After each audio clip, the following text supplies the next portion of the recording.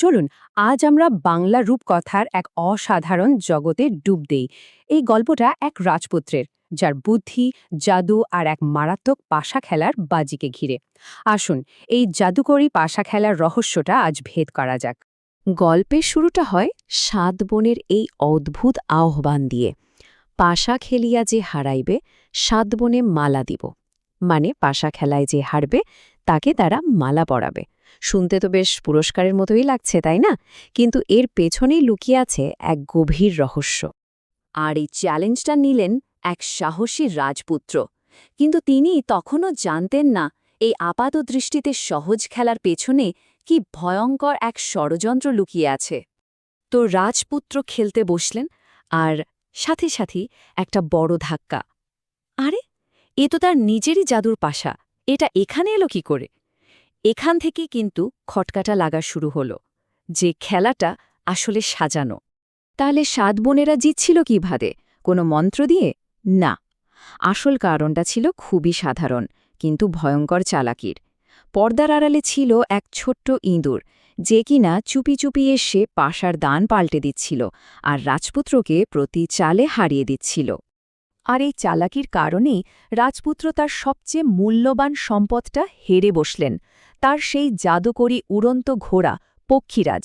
তখনই তিনি প্রথম বুঝতে পারলেন এই খেলাটা কতটা মারাত্মক হতে পারে। কিন্তু গল্পটা এখানেই শেষ নয়।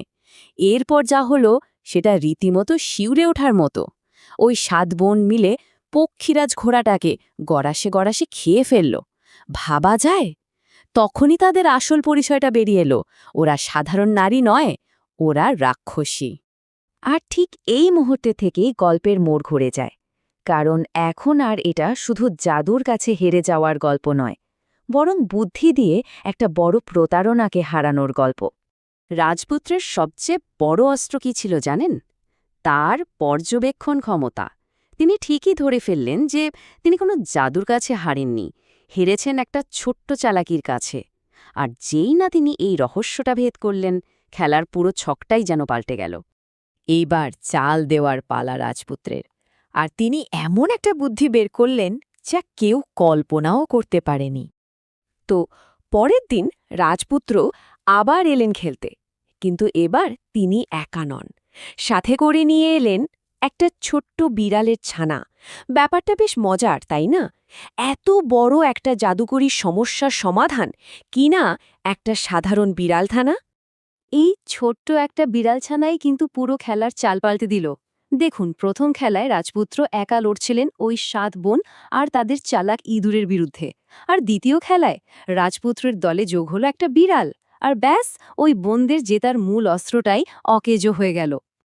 তো মঞ্চ আবার প্রস্তুত, দ্বিতীয় খেলা শুরু। আর এবার রাজপুত্র এসেছেন তার হারানো সবকিছু ফেরত নিতে। পাশা হাতে পেয়েই রাজপুত্র আত্মবিশ্বাসের সাথে বলে উঠলেন, এই হাতে ছিলে পাশা, পুনু এলে হাতে। এতদিন ছিলে পাশা কার দুধ ভাতে? মানে পাশা আবার তার ঠিক মালিকের কাছেই ফিরে এসেছে। অন্যের দুধ ভাতে দিন কাটানোর সময় শেষ। এরপর তো শুধু জেতার পালা। প্রথমে ফিরে পেলেন তার প্রিয় পক্ষীরাজ ঘোড়া, তারপর একে একে জিতলেন তার ৭ হারানো ভাইকে, তাদের ৭টা উড়ন্ত ঘোড়া, এবং সবশেষে ওই রাক্ষসী বোনদের পুরো রাজ্যটাই। এখান থেকেই বোঝা যায় রাজপুত্র শুধু নিজের জন্য লড়েননি, কিন্তু রাজপুত্রের শেষ বাজিটা ছিল সবচেয়ে সেরা। তিনি শুধু সবকিছু ফেরতই চাননি, তিনি চেয়েছিলেন ওই বোনদের প্রতারণার জালটাকে একেবারে গোড়া থেকে উপড়ে ফেলতে। তাই তিনি বাজি ধরলেন সেই ইঁদুর আর জাদুর পাশাটার উপরেই। আর যা হওয়ার তাই হলো। বিড়ালটা লাফ দিয়ে ইঁদুরটাকে ধরে ফেলল, আর যেই না ধরা অমনি ঘরের প্রদীপটা দপ করে নিভে গেল। এক মুহূর্তে বোনদের সব জাদু শেষ। রাজপুত্র তাকিয়ে দেখলেন ৭ বোন ৭টা কেঁচো হয়ে পড়ে আছে, মানে তাদের ক্ষমতার পুরো ভিত্তিটাই ছিল একটা ধোঁকা। এরপর তো এক রাজকীয় প্রত্যাবর্তন। ৮ রাজপুত্র ৮টা পক্ষীরাজ ঘোড়ায় চড়ে রাজ্যে ফিরলেন। তাদের মা, যিনি শোকে প্রায় ঘুমিয়ে পড়েছিলেন, তিনি জেগে উঠলেন। পুরো রাজবাড়িটা আবার আনন্দ আর কোলাহলে ভরে উঠল। বাহ, কি দারুণ একটা সমাপ্তি! কিন্তু গল্পটা কি সত্যিই এখানেই শেষ?